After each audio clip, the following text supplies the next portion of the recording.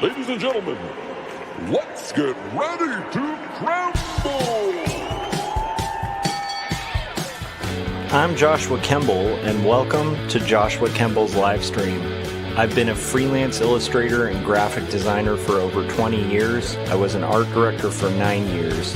And when I'm not art directing and working on illustrations and graphic designs, I'm working on comic books and graphic novels, and that's usually what I do during my streams. And while conversations can go all over the place on this stream, from spicy and entertaining to goofy and silly, one thing stays consistent throughout every stream. I'll always be working on art.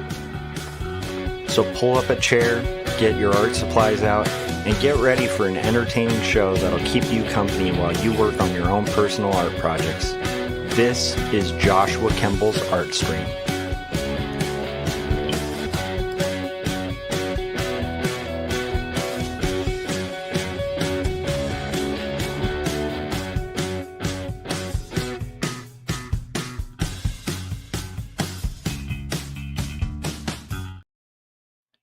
Hey guys, welcome.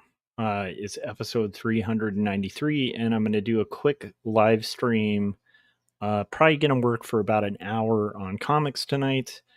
For those of you who have been kind of following my latest adventures, I have been teaching high school Art 1 classes, and on top of teaching Art 1 classes, I'm also going to school for my credential. I just started the program for that. So today's Wednesday, so I went to my first class today. The other class I already kind of did some work for, and I've been teaching all week, and then I'm trying to kind of stay consistent with working out, and then also working on comics like the one I'm going to be working on today, which is the graphic novel Not Death But Love, The Strange Supernatural Story of Elizabeth Barrett Browning for Turner Publishing. And so what we're going to do tonight is try to color. I'm going to have like a very low threshold of expectation tonight. I'm going to try to color one panel. If I can get further than one panel, I'll be stoked. I think we can probably do 2 or 3 panels, but we'll just kind of see how far the night takes us. But I'm going to try to have like a hard out in like an hour, maybe an hour and a half. So anyhow, if you're watching this, welcome, and let's get rocking. So I'm going to go to where you guys can see the art. So let's turn off our guides. This is what we finished yesterday. I'm doing a scene at a Victorian kind of tea party type thing. And I'm going to get in there a little closer to the screen because it's easier for me to see. And what we're going to work on is coloring this page. So I want to make sure, okay. So this is an interesting book. I've been doing a ton of these pages, 137 pages of full color comics. This is the first page from that scene. So what I'm going to do is grab colors from this scene and kind of start plugging away. So we're going to start with white. I find that to be the easiest to kind of start. You kind of select within the borders and make kind of a white template background. Oh, I think I forgot to do something. Nope, I didn't. Okay. Select within the borders, and then I'm going to make like a white template background.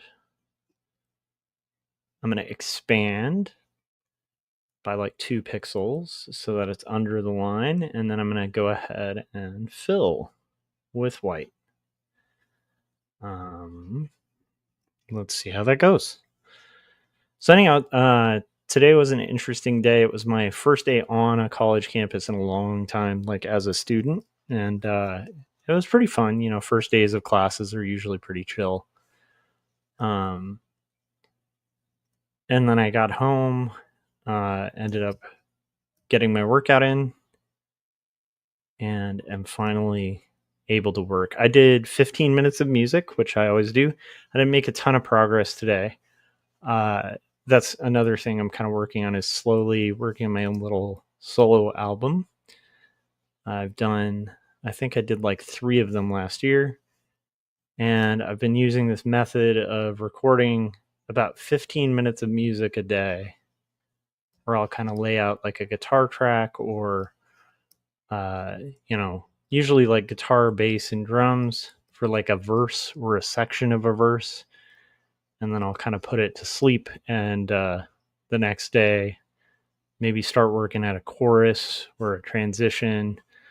And then the next day, like in this case, it is the 3rd day on this song, I managed to get not much done. I got like maybe 3 lines of vocals recorded. I will share the music for it, though. I'm pretty stoked on it. It's got kind of an interesting Oompa Loompa-ish vibe to the it's got like that kind of, I don't know, it's hard to explain what that bass line is. It's like a kind of up-tempo weird bass line thing. Anyhow, last night's live stream was pretty cool. We had Corey Kerr join us late at night. That was pretty fun to have a conversation with him. I still need to check out his last few pages for Rage of Enlightenment, which is his comic. Okay, so now we've got, basically, I'll show you what I just mapped out. So behind this, now I have this solid white. And this is going to help, because what I'm going to do is gradually kind of work reductively, where we kind of isolate out different parts of the flats. The interesting thing about the way that I'm approaching coloring this comic is a little different than I've done in the past. And it's partially because in the past, I used to do flat colors first, and then you'd render the colors. And the interesting thing about the style that I've chosen to use for this comic is there's not a ton of rendering. The rendering is all in shadow. That's actually what I was working on yesterday, was like the rendering. So as long as you have decent colors underneath, you pretty much just completely flat the colors.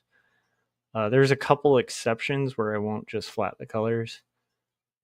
They're very few and far between. Usually it's like if it's a sky or fire or light, I allow myself to use color holds on the line.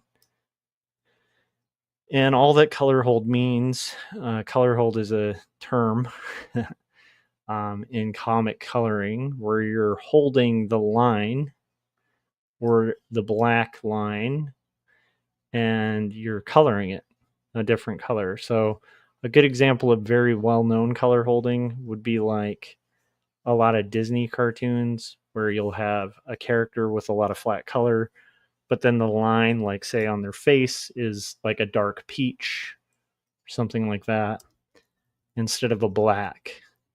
That's kind of color holding. Okay, here we go. A couple more things. Right now what I'm doing is actually just kind of taking out this shrubbery in the background. It's a shrubbery. And yeah, but I will say I am very this year is, I think I've already gone into it on the last stream, but this year is going to be a real test of what is possible, because I'm going to be juggling a lot of work, full-time school and full-time job. And so to go from kind of like teaching to being a student is an interesting shift. It's actually been pretty fun though. And I'm excited because I'm hoping I kind of learn some really cool stuff. Who knows? We'll see. Okay. So now I'm going to basically, we'll start with the whites on Sophie. Sophie is the lady who always has a white rose on her right side of her head. She's always wearing a white rose.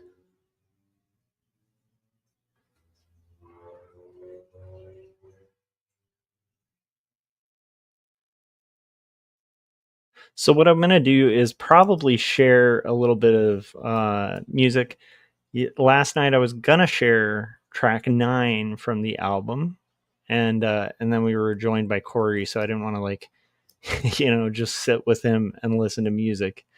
So we had a nice conversation, but I do want to give you guys a sneak peek at track 9 and 10. 10 won't be a finished look at the song. It'll be just giving you like a small preview of what I have so far, like musically. So none of these are mastered yet, but 9 is very close to finished, and it just needs to be mastered. And then 10 is a work in progress, where I'm currently, like, even tonight, I tracked maybe 3 lines, 3 sentences for a verse. And it wasn't coming easy. And so I looked at the time and I was like, crap, I got to clock out. Because I've allotted time that I can work on music, but it's very, very minimal. And there's some days where, like, man, you get a ton done. And there's some days where it's like, it's just not kind of working too well. So you'll get like, half a line recorded or something and be like, well, I can't spend all day on this. But the fun part about that is there's been times where I've done that. I've had nights like that. And what you track ends up getting scrapped because you're like, yeah, it's just not that great. And then I've had other days where I feel like I got more creative because I was pushing through kind of like a weird block. And so every once in a while, like those moments where nothing's really coming, like sometimes some really cool, weird solutions that I wouldn't have thought of otherwise will kind of present themselves. And that's pretty fun with music. If you guys aren't aware of what I'm talking about, so I also make music and like solo albums. And I'm also currently recording an album with a band, No Saboteurs, that this Saturday we should be sitting down with my friend Robbie, who has helped us record the drums for it, because that one has a live drummer, my friend Jake, and we're basically going to be doing like the final mixing on that album, and I'm pretty excited about it because it's kind of some of the best songs we've written. So, but that being said, let's go ahead and play you guys. Let me find it. While I'm doing this coloring, this flat coloring, let's listen to track 9 from my solo album. That hasn't been released yet. So this is the first time it'll have been played. I think I played about 5 seconds of it before Corey joined last time. So here it is, track 9. Starting to see that I can't think straight. And all around me are the indicators that we are heading toward disaster. There's fires on the hillside. We'll get buried in a landslide. And if we don't, then the earth will quake and take away all we hold dear.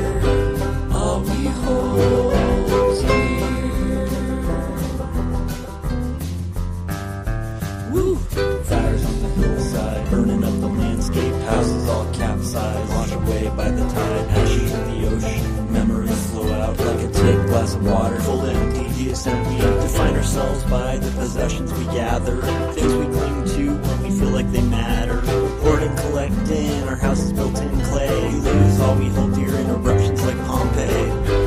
All we hold dear. Crystal surface over everything. But under the table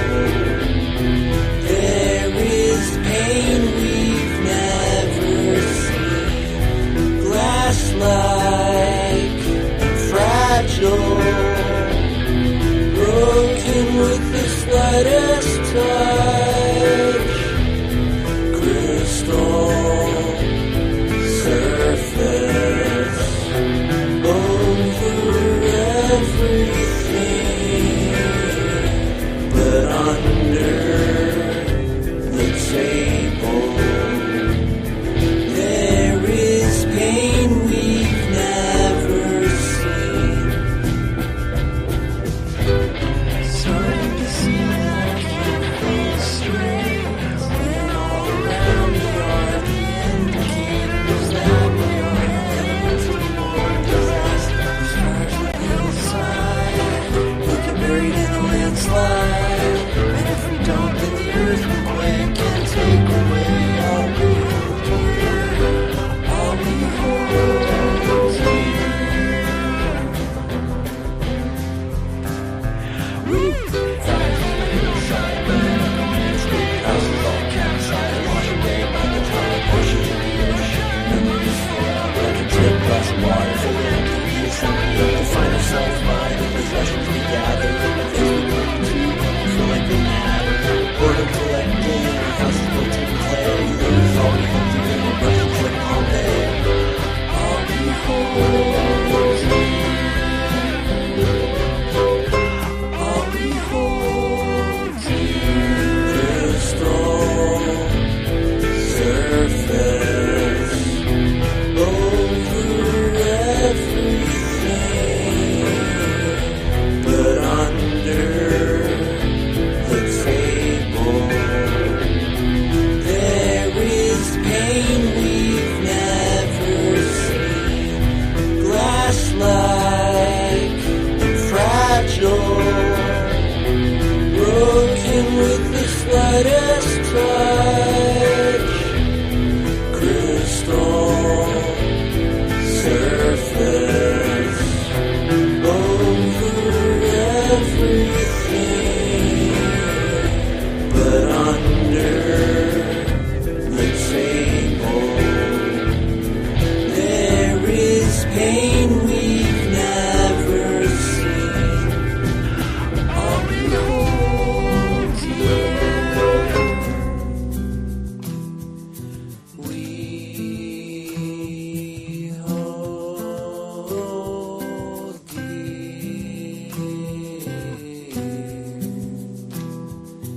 We hold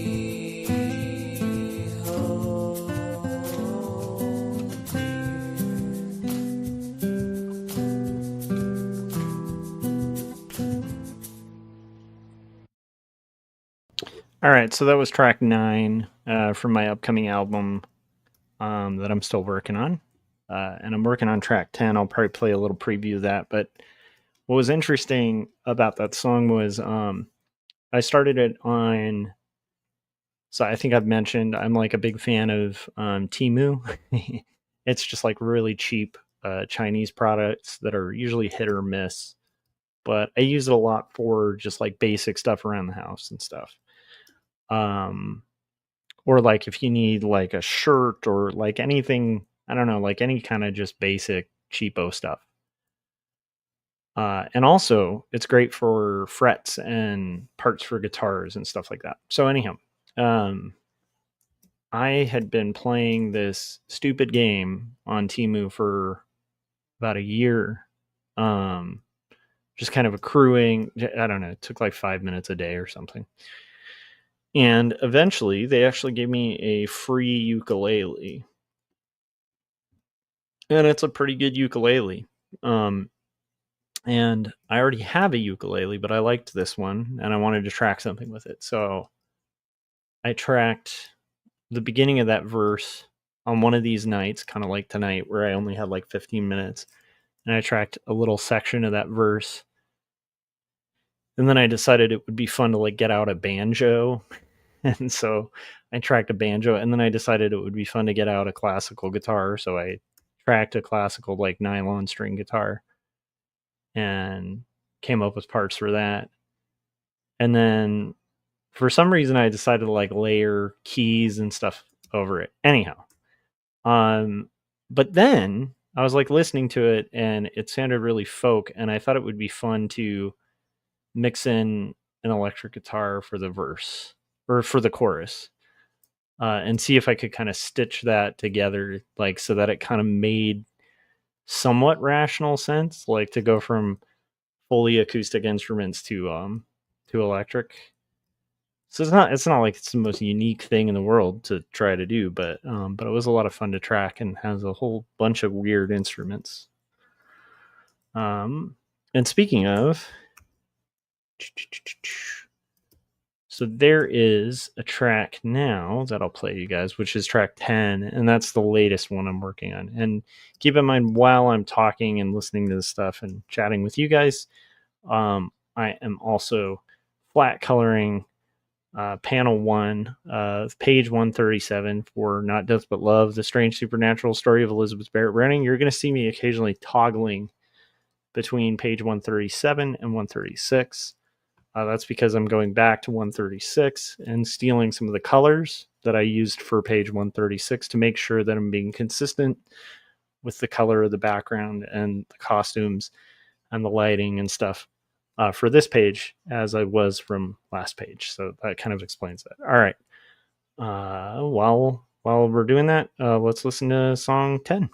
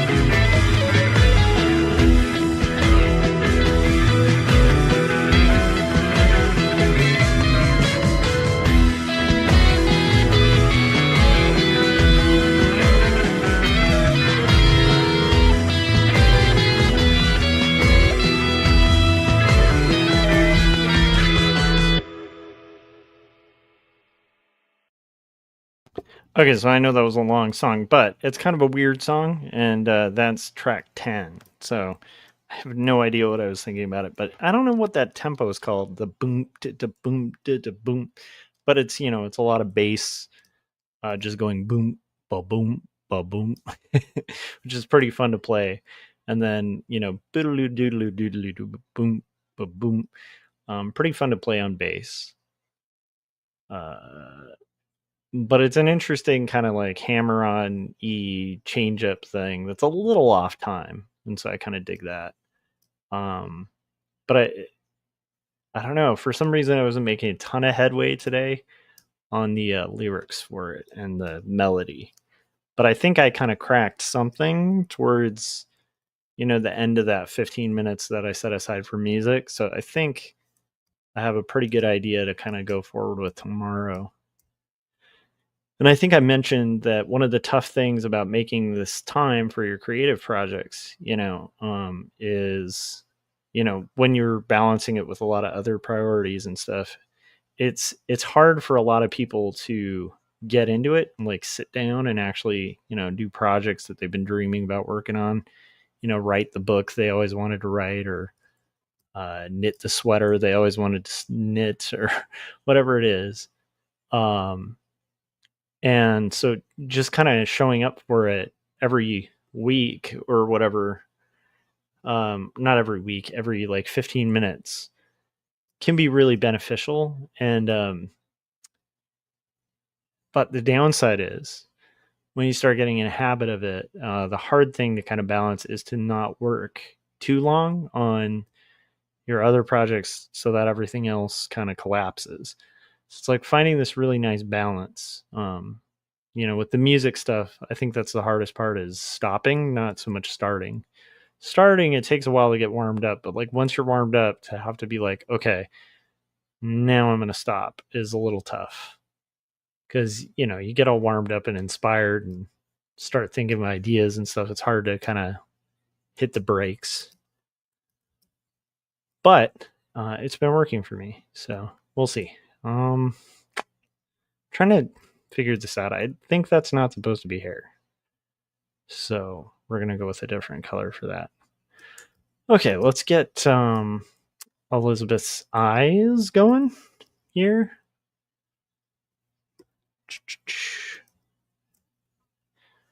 And I think what we'll do is maybe aim for 2 panels tonight. So we'll try to get like almost half the page done tonight, color-wise, and that'll get us hopefully a finished page by tomorrow and put us in pretty good shape for the weekend. So that's one thing I will say from the college classes. I'm already going to have homework over the weekend. So that's going to be interesting to see when I fit that in. I don't think it's crazy homework, though. That's the interesting thing. But I kind of think a lot of it's because, once you've done grad school, it's not, homework's not that crazy for other classes.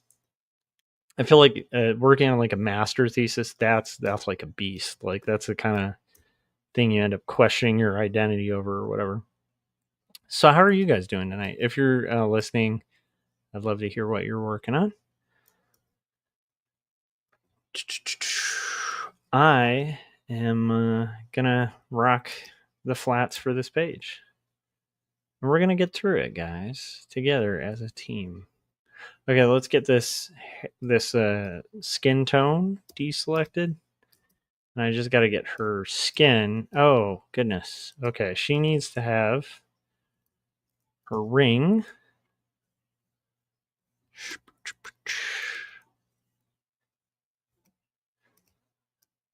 And then I got to color that.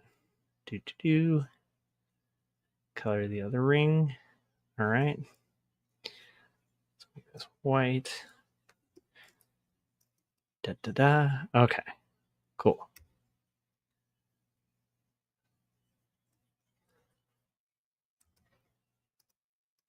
And then I think I'm going to have this be here.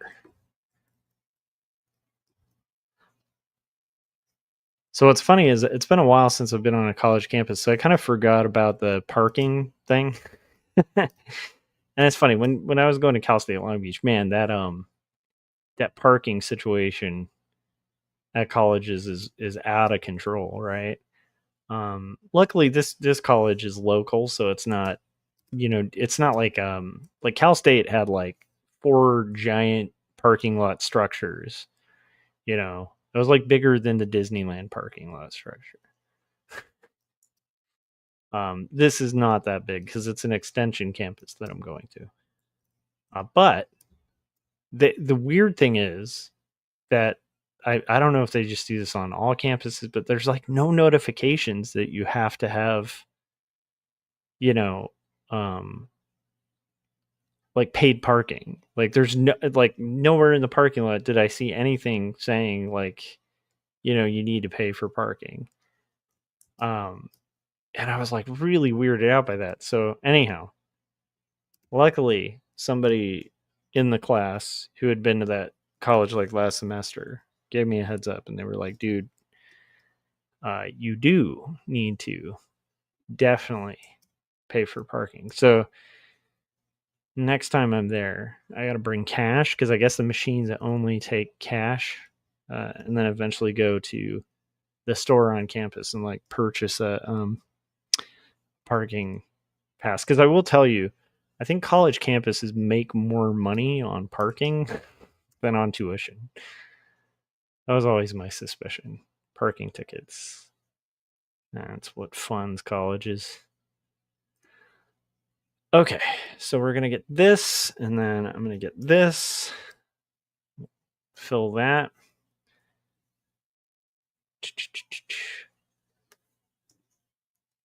And I'm going to power through and get this absolutely knocked out. Okay, I think we're almost there. It's got to do kind of some of the discoloration of the outfit. Kind of goes here, and then on the little sleeveys. Have you ever heard the George Washington joke? It's like one of the worst dad jokes in the world. It's so bad, but I absolutely love it. It's one of my favorite dad jokes. It's where did George Washington keep his armies?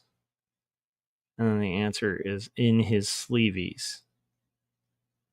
It's such a bad joke.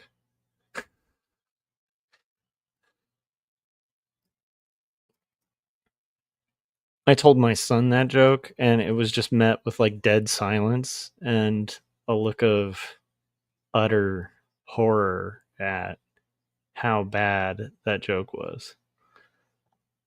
And I was like, yeah, I'm a dad. So today was interesting. There's a lot of overcoming resistance. And I talk about that all the time, where when you're trying to do something productive, often there's like this resistance that comes in. It's like a voice that's kind of trying to make excuses or distract from like the things you have to do. And it's not a good voice. It's not a good thing to have. So you kind of have to overcome that to do creative things. Okay, let's get this going.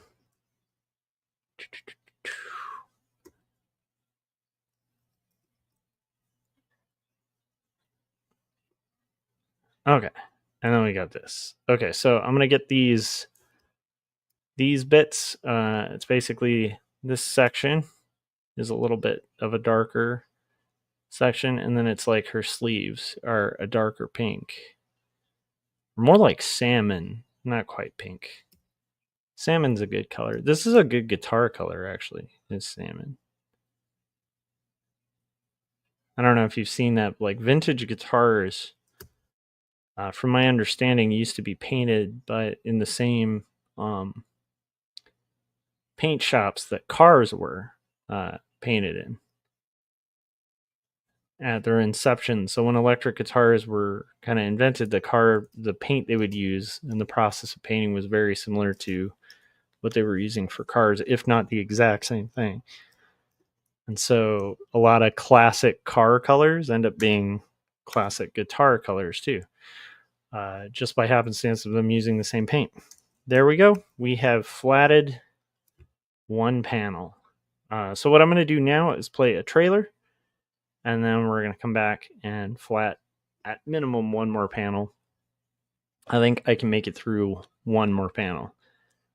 If you haven't yet, hit like, hit the bell, hit the notification so you get notifications, the bell so you get notifications when we're about to go live.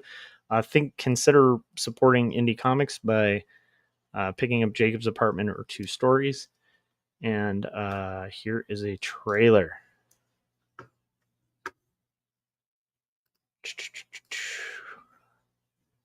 Let me find it. Okay, there is a trailer, and I will play it now. Well, thank you, Colleen. I hope your daughter Kelly does well at North Carolina State this year. Well, we got another caller on the line. Elizabeth from Phoenix, Arizona. Elizabeth, what can we do for you? Are you ready to do some shopping, girl? Oh, yes, Terry. I am ready to do some shopping today. I'm interested in that 2-book set you have. 2 Stories and Jacob's Apartment. Oh, well, that's a great choice. In fact, I bought these books before. I gave a set to my grandson, Hunter. These books are amazing. Well, they sure are, and if you buy both of them, you really get the whole feel of the whole Joshua Kemble universe. You know what I mean? Yes, I do, Terry. These books are remarkable because, for one, you can take them anywhere. You could put them in your car, and you can go to the park or the river. We've gone to the river. My husband Taylor and I, we just love it. And I murdered my husband at the river. Yeah, I did. But these still are amazing books.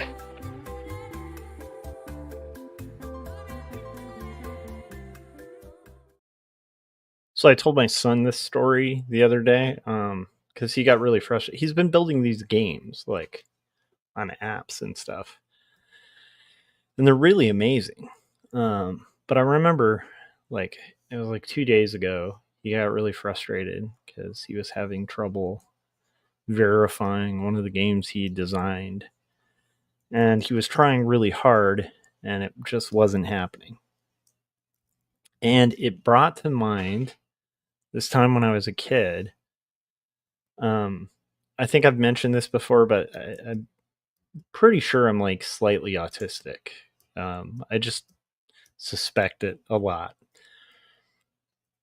But anyhow, so in my little brain of mine as a kid, this is going to show you how old I am too.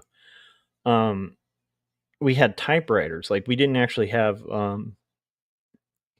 computers. So like when my parents were working on stuff for their jobs or like working on a resume, right, they'd type it up on a typewriter and not a word processor, like a legit typewriter, that had like bands of ink on it, And this was one of the older kind of typewriters. Well, it was a modern typewriter, but it didn't have any correction fluid. So you really had to like nail, like if you were typing a report or an essay or something like that, you really had to be accurate because, the best you're going to do is like maybe white it out and then have to kind of like match it up and hopefully type over the whiteout. Anyhow, point being, it was kind of a pain in the butt to type things.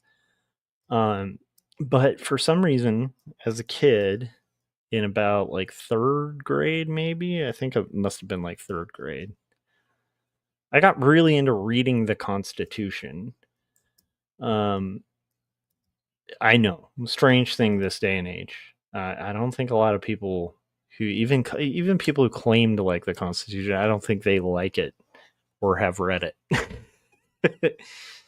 I'm not kidding either. I've met so many adults who like have an idea of the Constitution, but like they haven't really read it.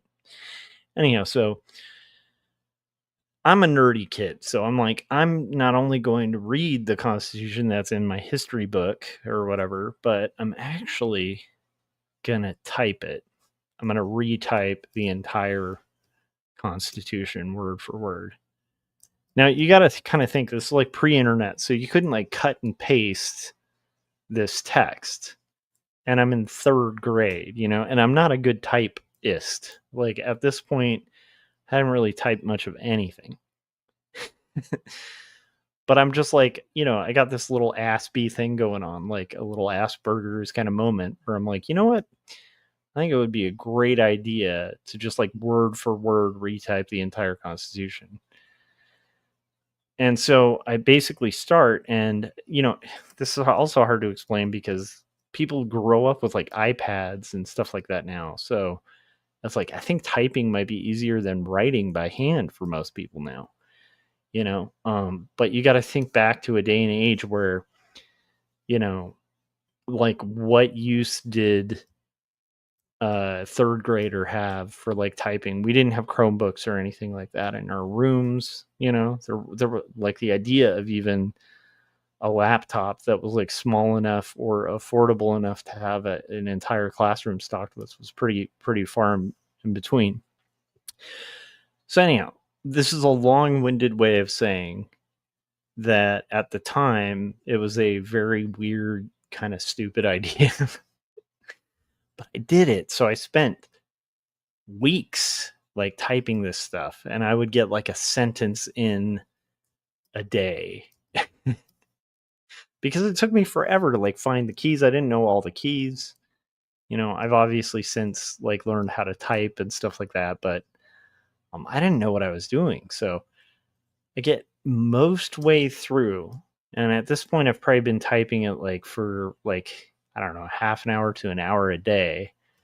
And third grade, just really enjoying this project. And I remember screwing up. Like I had it so close to done. I think it was like the last 2 lines or maybe the last paragraph of the entire document. And it had taken so long to do. And I screwed up a sentence.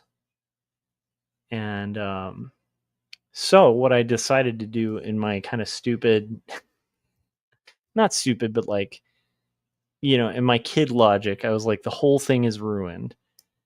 And so after months of like typing this thing and getting it all set up and worked out, I crumpled it into a ball and was horrified. Like I was heartbroken and angry, and in a fit of rage crumpled up all the pages that I had typed out. And then had a moment after I had completely ruined the whole thing that I had done of thinking, oh, I could have just used whiteout. Or worst case scenario, I could have just like thrown away a page and then retyped the page that I had rather than destroy the entire project that I'm working on. I brought this up to tell my kid, that like when you're frustrated, it's good to not do things in anger because you'll kind of regret it later, and it causes like short-term thinking that you're not really necessarily like thinking about the consequences for, But it was weird to like think back to that, and I have no idea what inspired me as a kid to like type the entire Constitution. But I do weird things, I remember like sneaking out because I've always been a night owl. So the fact that I'm working at midnight right now, not unusual for me. You can ask my wife. I tend to work nights. Even when I was working out today, she was like, why don't you work out in the morning? And I'm like, I just can't. In the morning, I just hate everything. Like I look at the sun as though it is a burning ball of evil that is boring into the sky with its, Sauron-like gaze. And the morning is greeting me with a terrifying having to be awake. And yeah, I'm not a morning person, okay? I'm the kind of person like, like once I've had a couple cups of coffee and stuff, I'm okay. But if you catch me at the right time before I've had coffee and stuff like that. I'm not like angry or anything. I'm just like kind of incoherent in the morning. I need a minute. I need to like get in the flow of the day, have enough caffeine to kind of accept the morning existence. Whereas at night, I feel like I just come alive. And I've been like this for a long time. Like I used to work night shifts and all sorts of stuff like that. Anyhow, I'm just telling stories of weird childhood stuff that I didn't tell in 2 stories or whatever. So I remember my dad was a huge Coca-Cola fan. Like he used to collect Coca-Cola, and not like stupid, well, I shouldn't say stupid, but not like the fake Coca-Cola collector stuff where it's like plastic, stuff that's not really antique. It's like made to look authentic, but it's sold at like Target, that kind of stuff. No, my dad would like, he had like a legitimate, Coca-Cola machine that he had gotten from a client in exchange instead of pay for a project. And he took it because he was like, yeah, I'll take that instead of payment because that's the coolest thing in the world. It was like a 5-cent Coke machine, or 10-cent, sorry. It was 5, and then it had been adjusted to say 10 cents. So it was like the kind of Coke machine that used to like actually spit out like the glass bottles, So anyhow, my dad really liked Coke, and when he was older, it's not like the best. It's not the best habit to have, drinking Coke. So he used to drink Diet Coke all the time, like tons of Diet Coke. So we just had tons of cans of Diet Coke in, recycling in the garage. And so I remember as a kid, about the same age, like 3rd grade or whatever, I would, when everybody was asleep, I'd like sneak into the garage and take all the cans of Coke. These would be like hundreds of cans of Coke that we were saving to like recycle. And I would go into our kitchen and, in the dark, because I didn't want to wake anybody up. I didn't want to get in trouble. And I would stack these cans of Coke to make like rocket ships. Like, these rocket ships that were like taller than me. I was using them like building blocks, and I just it's like, it's in my blood to be like at nighttime to have weird creative ideas. Like I'm going to stack a bunch of soda cans to make a little art project that is, So anyhow, I don't know why I brought that up, but it was an interesting thing. But yeah, night owls, I think it's just kind of in your blood, or it's not. Like you're usually going to be the type of person who's very much a person who your creative mind just comes alive at night, or your creative mind comes alive in the morning. And I can function in the morning. I can kind of adjust, but again, I'm not the best person in the morning. Okay. And even as a kid, I used to do things like, sneak out. This is the thing. Like, I was talking about this to a friend. The things I did as a kid, I think actually most humans are pretty lucky to be alive, because we do a lot of stupid things as kids. We survive a lot of near misses, but I used to, so this is weird. I used to sneak out of my room at night, and I would sneak out of the window, and then I would go for like walks, like when it was like 3 a.m, 2 a.m. I'd just walk around, and it's kind of scary to think about now, because I'm like, that was probably pretty dangerous. But I just really enjoyed like the night and like being out, seeing, like, I don't know, there's just something about it. So I'm pretty much a vampire. That's pretty much what I'm telling you guys. But anyhow, that was interesting. And then when I was a teenager, I would do that and go to like cemeteries because I was a brooding teenager. And so I would sneak out late at night and go to a cemetery and just kind of chill or write poems, Um, I don't know. Nowadays, if somebody did that, I don't know. It feels like just a different time, where I don't know. I would lose my mind if my kid did that. So, not suggesting you do that, but it was an interesting. It's just interesting, kind of thinking about how much, for some reason, I was really into late nights.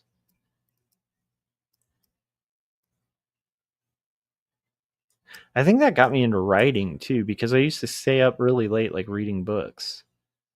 Because I had this problem with books where um,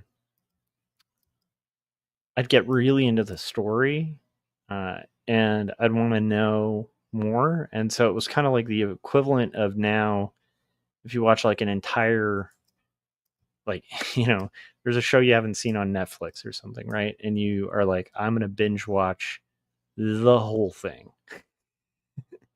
I had that when I was, fourth or fifth grade with books, where I would, read a book and I'd get to the end of a chapter and I just had to know what would happen. So I would just stay up, and I had this whole system for staying up late and reading without being caught. One thing I realized was if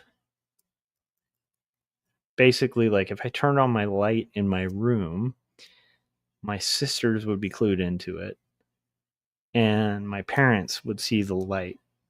And like that would wake everybody up and then I'd get in big trouble. So I figured out this system where I take like a pillow, like my pillow, and cover the crack of my door so that no light came through. And then I would take a blanket and double cover the window so the light wouldn't show through. And then that was one way that I would kind of read late at night. The other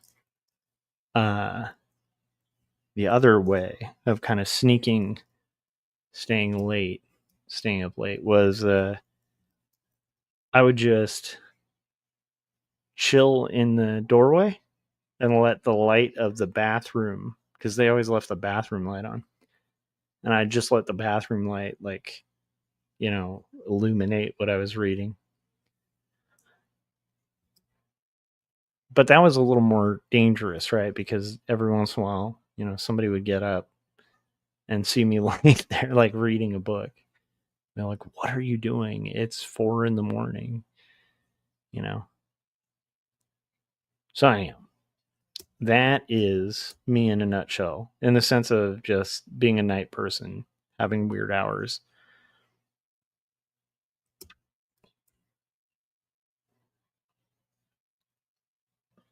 But what's fun is that's actually some of the earliest stories I wrote as a kid. I used to write like chapters of stories and stuff like super late at night too.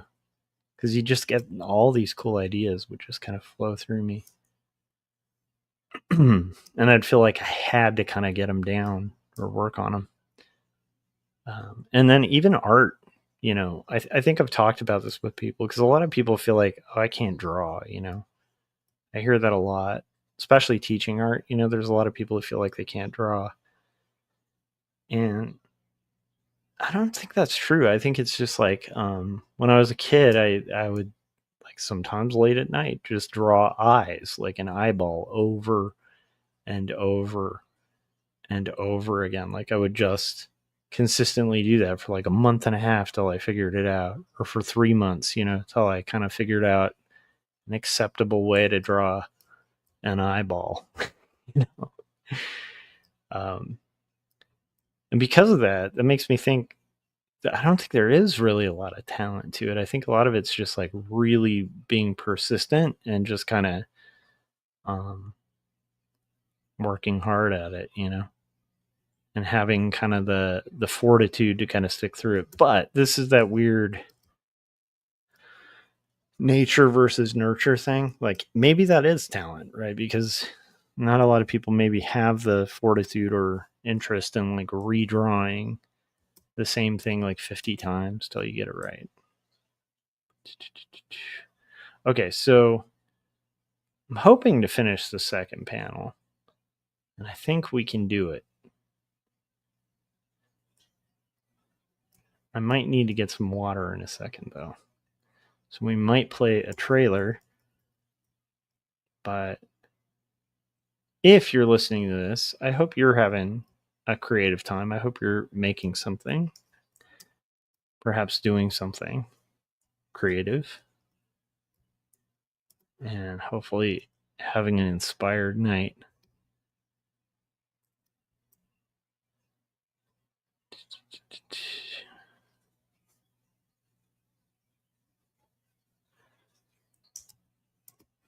Okay.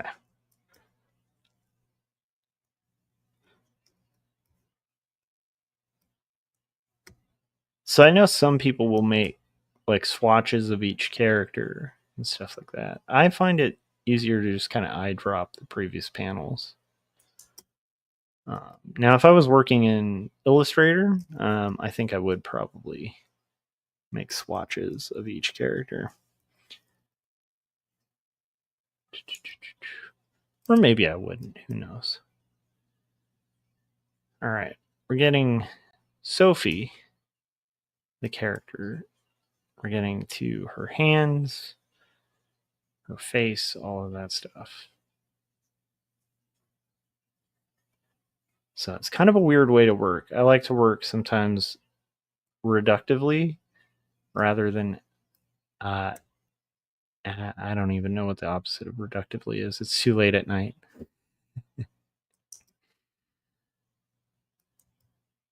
But I like to kind of reduce out, like, you know, like in this case, I'm just going to deselect the areas that are the color that I have and then kind of fill it with another color and then deselect all of those shapes.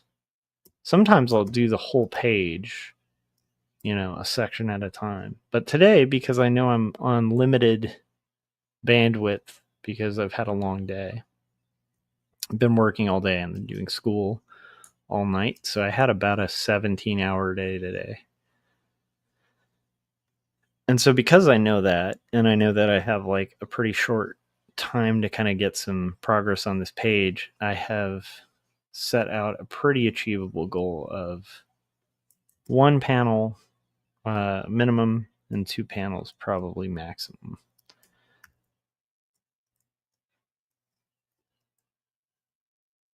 Now, could I stay up later and kind of finish this up? Yes. But could I function in the morning? Probably not. So we're just going to kind of accept 2 panels. Kind of like I was saying with that music thing. Could I have kept going and maybe made more progress? Yes. But could I have survived and done this after? No. So you kind of have to like pick your battles and choose where you're putting your resources. Okay. That was bad. I hit the wrong shortcut. What is going on here? Shift. Let's see. There we go. Okay, something really weird happened here, so I gotta kind of undo. Because I think for some reason I must have hit the wrong shortcut. And so it caused something weird to do. So that's where edit undo is the best. That's your best friend. Okay, now let's try. There we go. Starting to look a little better. I think I accidentally feathered it. I must have hit the shortcut for feathering the edge, which kind of blurs and expands the edge to this kind of big blurry edge. We don't want that. I want nice aliased edges because I want this to print nice and solid. Okay. There you go, Sophie. You exist now. We have some movement in our panel. Let's do Elizabeth's ring again. Let's do...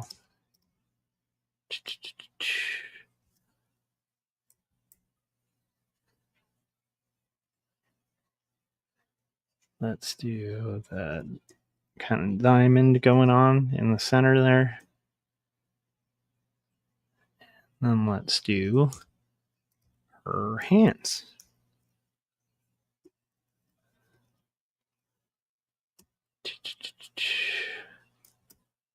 Okay.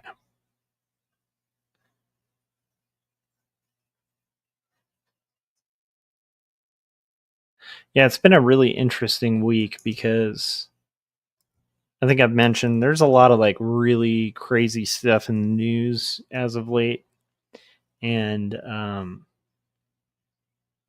things that can give me a lot of anxiety and stuff like that. And I usually am a person who gets very involved in those kind of things. And I've been trying a method this year of just kind of like, as much as I can, kind of checking out from, political news or dire, the world is ending type news. No, I'm not ignoring it. I think it's important to be aware of it, but I'm trying not to like dwell on it, because there's just not a lot I can do as an individual. I can write songs about it. I can vote. I can participate locally. I kind of try to change things in a direction I like. But other than that, there's not really much I can do. And you're kind of powerless to the whims of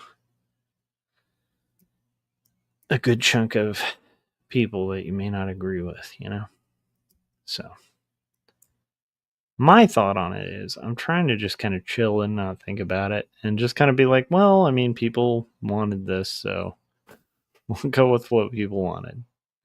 Hopefully that makes sense. I don't know. Anyhow, okay, so we got that going. Now I'm going to do the eyes.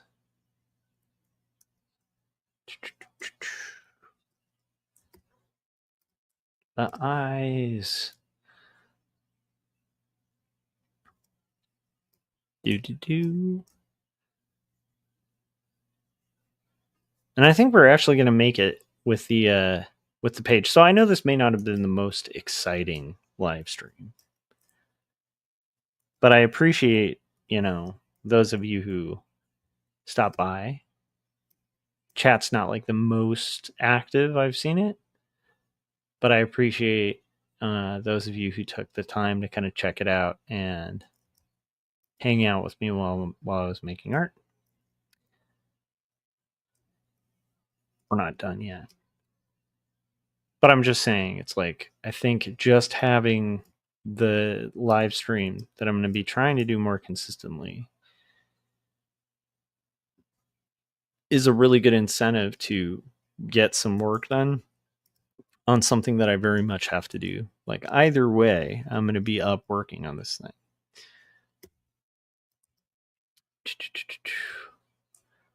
Okay, so let's deselect her head. It is wild, this like Victorian era necklace that Elizabeth is wearing. It's very strange. Like I saw it and was like, what the heck? It's just a very strange thing. Okay. So it's just odd. Not bad. Just strange. Okay. So what I want to do is get this band thing there. And I think here. And then we'll kind of have this in the center. Do.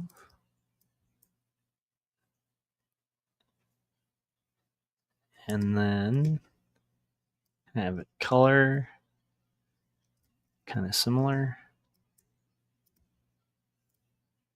Yeah, there's a necklace. So it is funny in the advent of things like AI and things like that. Like, a lot of people might watch this and be like, why take the time to like hand color and draw this whole thing? Well, I like art. I want to make it, and I don't want to prompt my way into a graphic novel. Like, I want to actually make the thing. I like making things. I think the somebody asking like, why wouldn't you just use AI? It's like something like that would be equivalent to somebody asking a marathon runner, why not just use a car? You know, like, no, I'm gonna beat this marathon. Okay,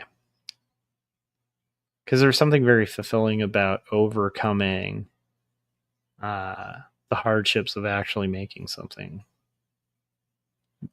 you know.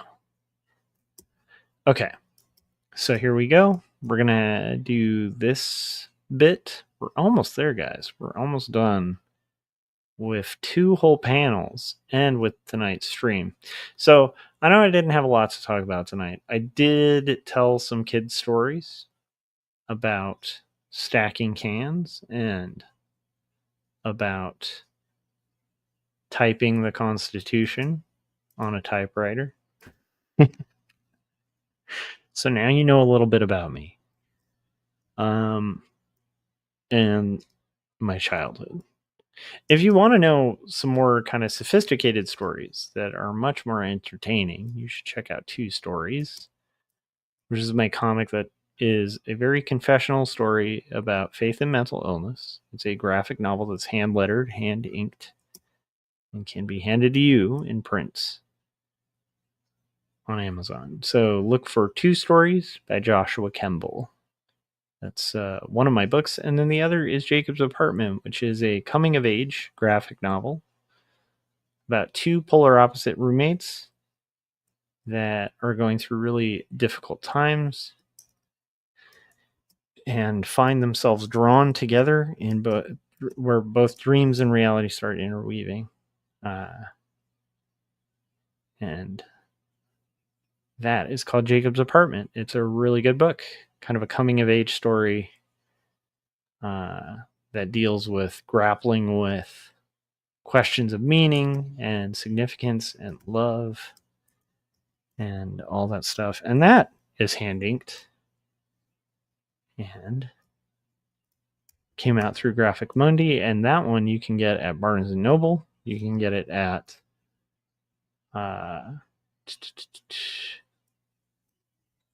your library. You can ask them to order it